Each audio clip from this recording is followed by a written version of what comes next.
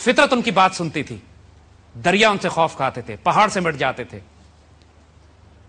اور یہ ہے وہ راز جو اقبال نے اپنے اس مشہور شعر میں کہا ہے، یہ غازی یہ تیرے پراسرار بندے جنہیں تو نے بخشا ہے ذوق خدائی. پراسرار لوگ تھے وہ، mysterious people. This is what Iqbal did, this was his magic. انہوں نے یہی بات اس وقت کی جنریشن کو سمجھا دی تھی کہ تم انہی کے بچے ہو. خالد، طارق، ٹیپو تمہارے اسلاف بزرگوں میں سے ہیں. تمہارے اندر بھی وہی فائر پاور ہے جو ان کے پاس تھی. ان کا بھی وہی اللہ ہے جو تمہارا تھا. ان کے بھی وہی رسول تھے تمہارے ہیں. اور ان کے ساتھ بھی جو اسپرچل فورسز تھیں وہ تمہارے ساتھ بھی ہیں. There is nothing impossible for you.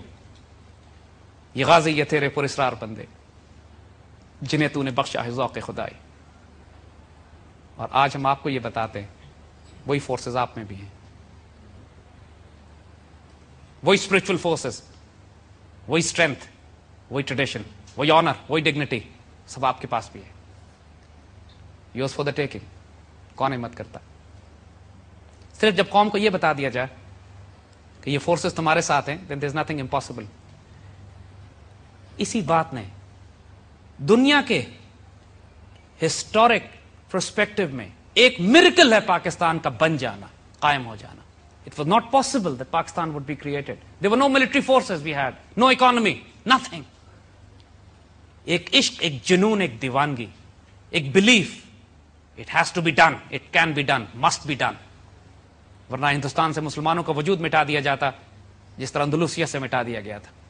آج جو لوگ کہتے ہیں پاکستان غلط بن گیا، نہیں بننا چاہیے تھا، ہم ساتھ رہتے، مل کے ایک بڑا ملک بن جاتا. پاکستان کو بننے کی کیا ضرورت تھی؟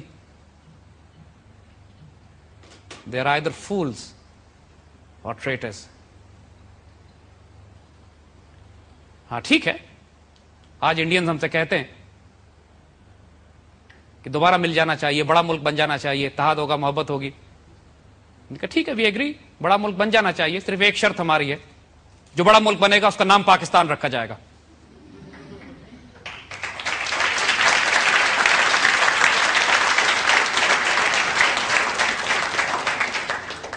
ایٹ دیٹ ٹائم جب قائد اعظم نے یہ کہا تھا نا کہ مجھے اگر ایک ماچس کے ڈبے پہ بھی پاکستان مل جائے تو میں لے لوں گا، اس لیے کہ geography does not matter, what matters is the ideology.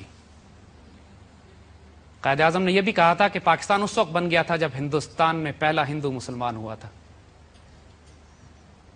دیکھیے، پاکستان دنیا میں مدینے کے بعد دوسرا اسلامی نظریاتی ملک تصور کیا جاتا ہے، اور ہم ہیں. جب پاکستان کا قیام وجود میں آیا تو یہ 1400 سال کے بعد مدینے کی سنت ریوائیو ہوئی تھی. اور پاکستان کا بن جانا بھی قدرت اور فطرت کے بڑے رازوں میں سے ایک راز ہے. ایک مقصد ہے اس کو بنانے کا. علامہ اقبال کا اردو اور فارسی میں شاعری کرنا بھی رازوں میں سے ایک راز ہے کہ اللہ تعالیٰ نے اب سبق پھر پر صداقت کا، شجاعت کا، عدالت کا، اور لیا جائے گا کام تجھ سے دنیا کی امامت کا. یہ نصیب آپ لوگوں کا رکھا ہوا ہے. Just have this faith cuts for you. اس کو ضائع نہیں کیجیے گا. اس پاکستان سے کبھی، اس کے بارے میں کبھی شک نہیں کیجیے گا. Never doubt this country. آج کے دور میں یہ فیصلہ کرنا کہ اللہ کس کو عزت دے گا اور کس کو ذلت دے گا، وہ اس بات پر منحصر ہے کہ کون پاکستان کو عزت دے گا اور کون پاکستان سے خیانت کرے گا. So don't be on the wrong side of history because some destinies are written. Some destinies you have to create yourself.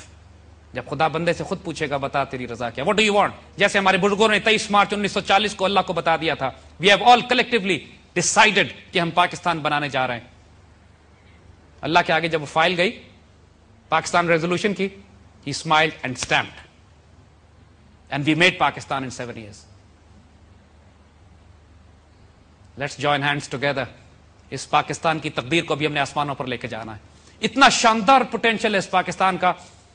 1948 میں اسرائیلی ڈیوڈ بن گوریان نے کہا تھا، یہ اسرائیل کا فاؤنڈنگ فادر، کیونکہ اسرائیل بھی اپنے آپ کو نظریاتی ریاست کہتا ہے.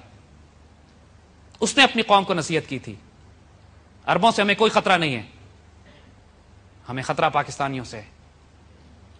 نیور ٹیک پاکستانیز کیجولی. جو مرضی طریقہ تمہارے ہاتھ میں آئے پاکستان کو تباہ کرنا ہے، کیونکہ اگر پاکستان بچ گیا تو اسرائیل تباہ ہو جائے گا۔ آپ کے دشمن آپ کے پوٹینشیل کو جانتے ہیں، کبھی اس غلط فہمی میں نہ رہیے گا کہ اسرائیل ہمارا دوست ہو سکتا ہے، یا ہمیں اسرائیل کو تسلیم کر لینا چاہیے۔